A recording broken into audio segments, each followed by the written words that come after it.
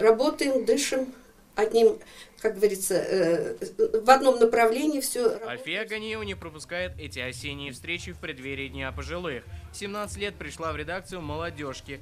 Там проработала 4 десятка лет. «Молодежь Татарстана» — это моя судьба, признается ветеран.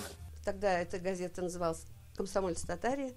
И до выхода пенсии работал в одной газете. В прекрасной команде, в прекрасном коллективе, с прекрасными редакторами. И до сих пор мы дружим, поддерживаем отношения. Начинал карьеру на телевидении, но судьба привела в главную республиканскую газету «Ватаным Татарстан». Камиль Сахдашев в профессии более полувека. Сейчас на пенсии. Пишет рассказы, стихи и работает над повестью о своих предках. Мы знаем очень много журналистов, которые, выходя на пенсию, огромными планами живут, выпускают книги, часто выступают в прессе. И, сегодня тоже были такие люди.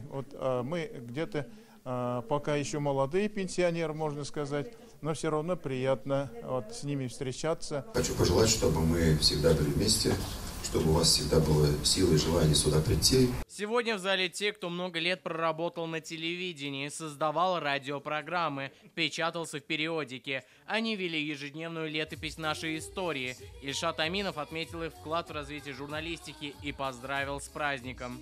Все журналисты с именем, это журналисты, которые составляют золотой фонд и татарского телевидения, и татарских газет и журнального, всего нашего большого дела. Это выдающиеся люди, которые сделали сегодняшнюю журналистику нашу такой серьезной и таким очень важным социальным институтом. Для гостей подготовили музыкальный подарок. Любимые всеми поколениями песни спели ученики Венеры Ганеевой.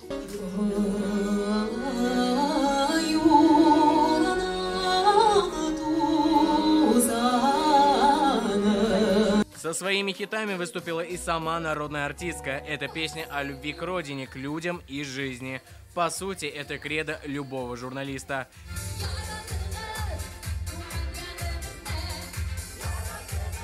Искандер Гималдинов, Игорь Романов, ТНВ, Казань.